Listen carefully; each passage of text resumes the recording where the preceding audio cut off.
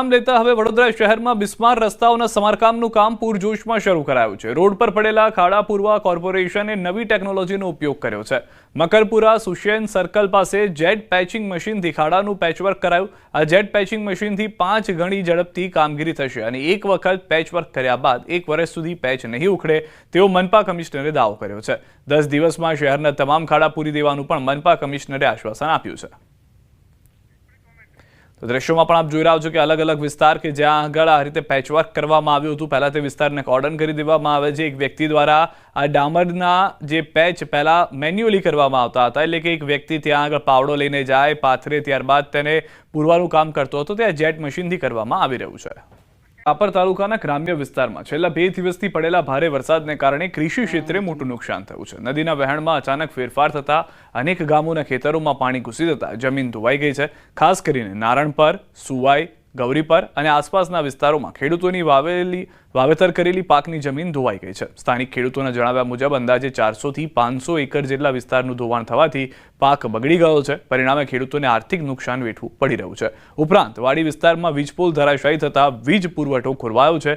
રસ્તા ઉપર પાણી ભરાઈ જતા વાહન વ્યવહાર પણ અસરગ્રસ્ત થયો છે।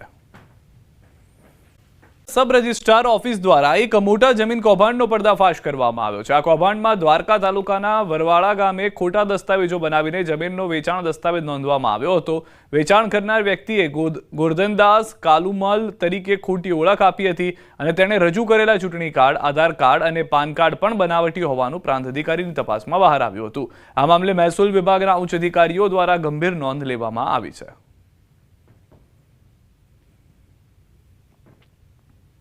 વેચનાર હતા આપણે ગોરધનદાસ કાલુમલના નામની મિલકત હતી। તે વ્યક્તિ ત્યારે નોંધણીના નિયમ અનુસાર બધું આઈડી પ્રૂફને આપેલા હોય, કમ્પ્લીટ કાર્યવાહી પૂર્ણ કરેલ હોય। ત્યારબાદ થોડોક ટાઈમ જતાં પ્રાંત સાહેબના અરજી મળેલ અને એમાં એવું જણાવેલ કે આ જે ડોક્યુમેન્ટ હતા એ ખોટા ઉભા આઈડી પ્રૂફ બનાવીને રજૂ કરેલ છે। એક છેતરપિંડી રેકોર્ડ પર કરેલ હતું। દ્વારકા તાલુકાના વરવાડા ગામે અમુક પ્રાઇવેટ રેઝિડેન્શિયલ સર્વે નંબર જે હતા એ જમીનના માલિક ગોરધનદાસ કાલુમલ રામરાખાણી હતા, જેમના નામનું ખોટું ચૂંટણી કાર્ડ ઊભું કરીને તેમજ પોતાની ખોટી ઓળખ આપીને આ કામના આરોપીઓ ભગવાનજીભાઈ રામચંદ્રભાઈ જોશી, રાજાભાઈ વેજાભાઈ ખાંભલા અને કિશન રજનીકાંત અસવાર, આ 3 આરોપીઓએ સુયોજિત કાવતરું રચીને આમના બોગસ દસ્તાવેજ ઊભા કરીને આ જમીનનું વેચાણ કરેલું હતું।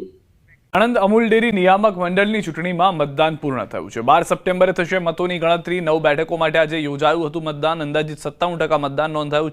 24 જેટલા ઉમેદવારોનું ભાવિ મતપેટીમાં કેદ થઈ ગયું છે। 4 બેઠકો ભાજપે બિનહરીફ જીતી હતી। અત્યાર સુધી બિનહરીફ થતી આજીવન વ્યક્તિ સભાસદની બેઠક માટે પ્રથમવાર યોજાઈ છે ચૂંટણી। ભાજપે તમામ 9 બેઠકો જીતવાનો વિશ્વાસ વ્યક્ત કર્યો। પ્રશિક્ષણ શિબિર બનાસકાંઠાના સાંસદ ગેનીબેન ઠાકોર ઉપસ્થિત રહ્યા। બનાસકાંઠાના સાંસદ ગેનીબેન ઠાકોરનું નિવેદન, આજે મોટાભાગનું રાજ્ય પાણીમાં ગરકાવ છે। ભાજપની સરકાર દ્વારા એક પણ નવો ડેમ બાંધવામાં આવ્યો નથી। આજે નરસિંહ મહેતાની ભૂમિમાં આવીને ખૂબ ગૌરવ અનુભવું છું। આગામી ચૂંટણીમાં કોંગ્રેસ ખૂબ જ સારું પ્રદર્શન કરશે અને જીત મેળવશે। તમામ જિલ્લાના પ્રમુખોના આગેવાનો આજથી શિબિર શરૂ થઈ ચૂકી છે।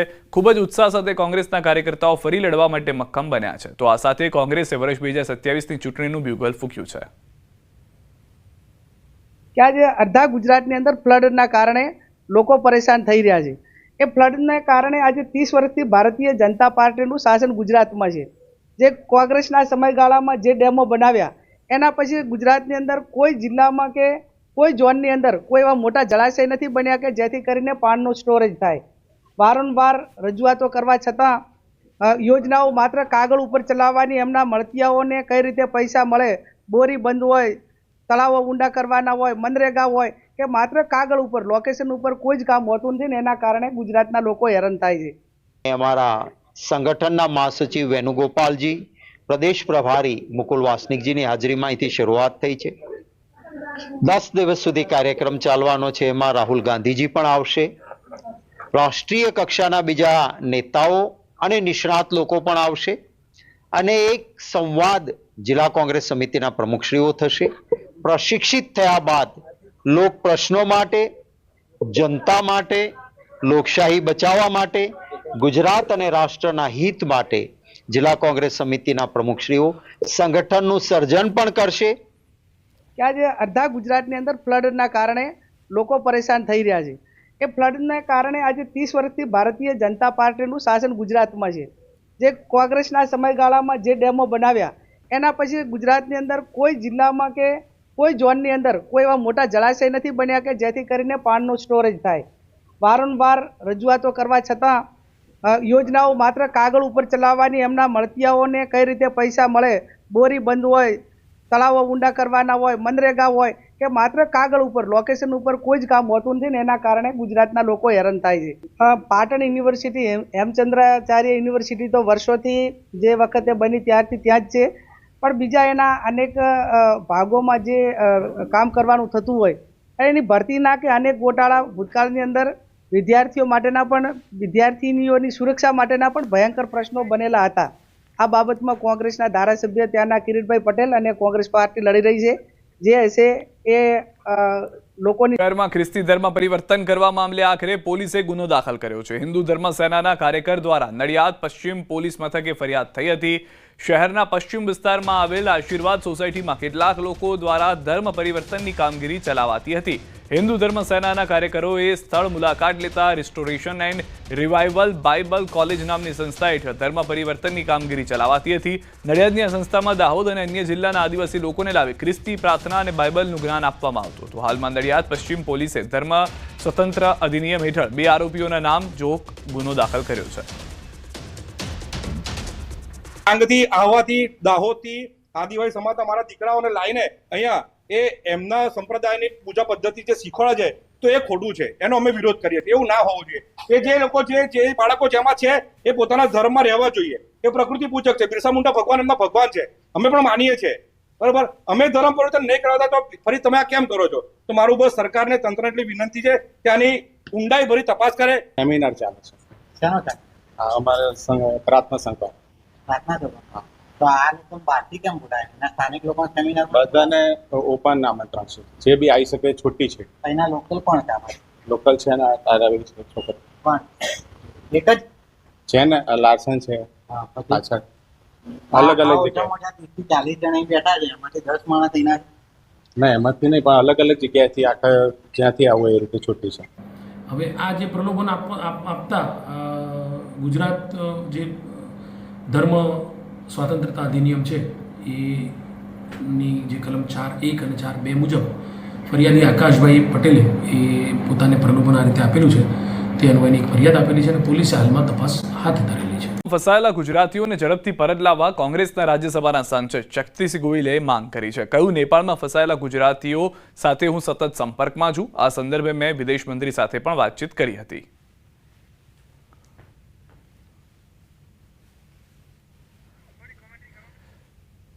તો હાલમાં જે શિબિર મળી રહી છે જૂનાગઢની અંદર, ત્યાં શક્તિસિંહ આવ્યા હતા, તેમની સાથે વાતચીત કરવામાં આવી હતી. એ દરમિયાન તેઓએ આ નિવેદન આપ્યું છે.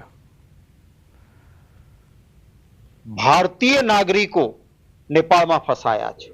આપણા અનેક ગુજરાતીઓ ફસાયા છે. સતત મારા સંપર્કમાં છે આ લોકો. માં ગયેલો એક પરિવાર નેપાળમાં ફસાઈ ગયો છે. નેપાળના પોખરાની હોટલમાં હાલ પરિવાર સુરક્ષિત. અરવલ્લી જિલ્લા પંચાયતના સભ્ય પરિવાર સાથે નેપાળ પ્રવાસે ગયા હતા. જિલ્લા પંચાયતના બાળ વિકાસ સમિતિના ચેરમેન વીણાબેન ખરાડી પરિવાર સાથે નેપાળમાં. અરવલ્લી જિલ્લા કલેક્ટરના સંપર્કમાં છે પરિવાર. ભારત અને ગુજરાત સરકાર દ્વારા પરિવારને સુરક્ષિત બહાર કાઢવાના પ્રયાસો. પોખરામાં આર્મી કર્ફ્યુ જોવા મળી રહી છે. ચીનો હોટલમાં પરિવાર સુરક્ષિત છે.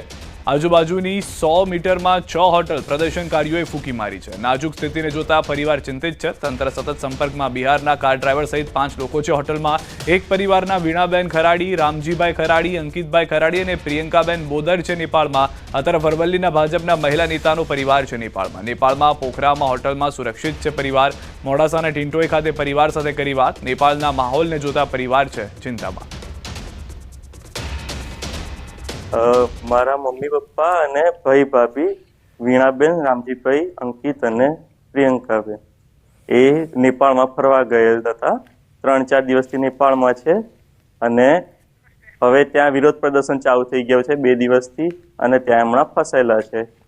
તે હમણાં પોખરાના ચીનો હોટલમાં આવેલા છે. પણ 20 લોકોનું ગ્રુપ નેપાળમાં ફસાયું. સિનિયર સિટીઝનોનું ગ્રુપ નેપાળમાં ફસાયું. 3 સપ્ટેમ્બરે પશુપતિનાથના દર્શનાર્થે ગયા હતા.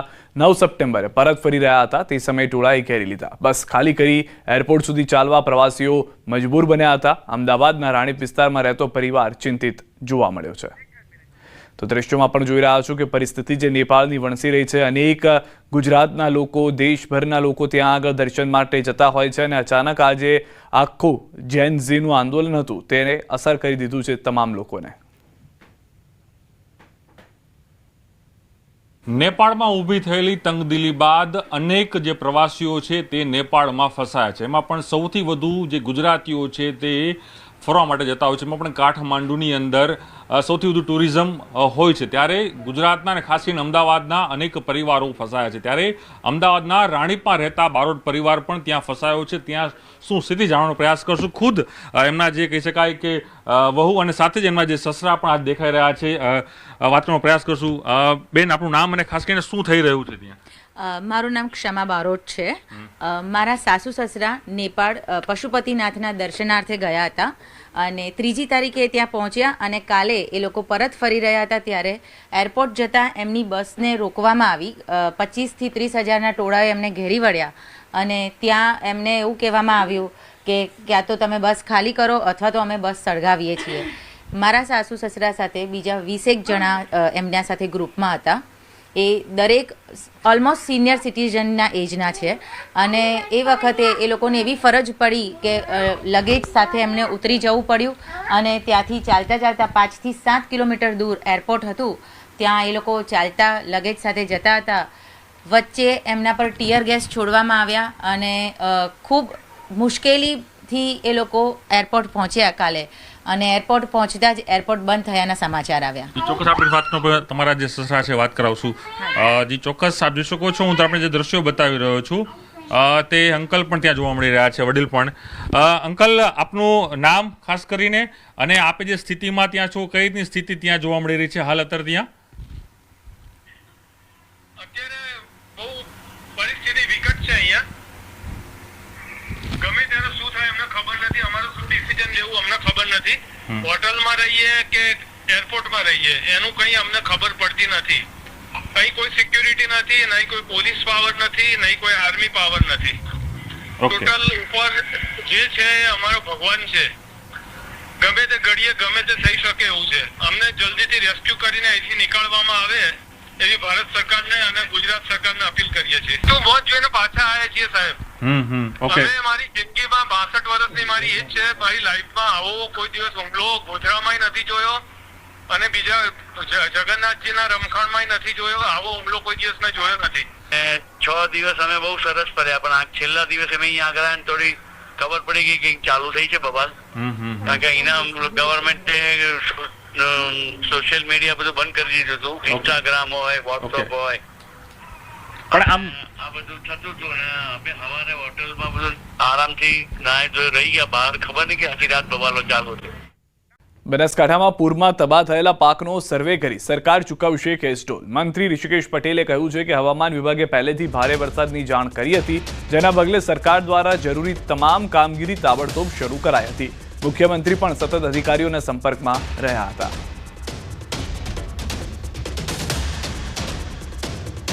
અને ભારે પૂરની પરિસ્થિતિના કારણે ખેડૂતોને પાકને જે નુકસાન થયું છે તેનું ખૂબ ઝડપથી સર્વે કરવામાં આવશે અને નિયત ધારાધોરણ મુજબ સહાય પણ ચૂકવવામાં આવશે.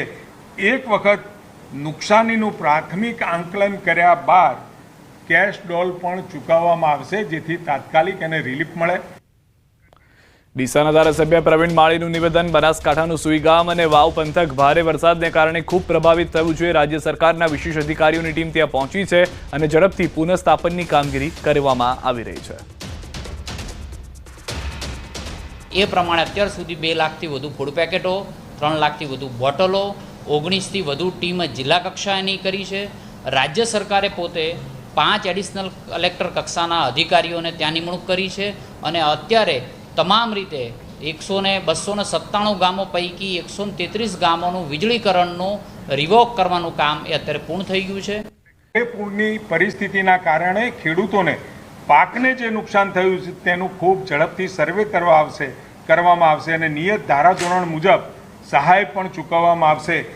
એક વખત નુકસાનીનું પ્રાથમિક આંકલન કર્યા બાદ પૂરગ્રસ્ત વિસ્તારની આવતીકાલે મુખ્યમંત્રી ભૂપેન્દ્ર પટેલ મુલાકાત લેશે. ભારે વરસાદથી થયેલા નુકસાન માટે સરકાર વળતર ચૂકવશે. રાજ્ય સરકારના પ્રવક્તા મંત્રી ઋષિકેશ પટેલે આ માહિતી આપી છે. ખાસ કરીને સુઈગામ સહિતના અનેક ગામોમાં હાલત વધુ છે ગંભીર. બનાસકાંઠામાં રાહત અને બચાવ માટે પૂરતી તાકાત સાથે તંત્ર તૈનાત છે.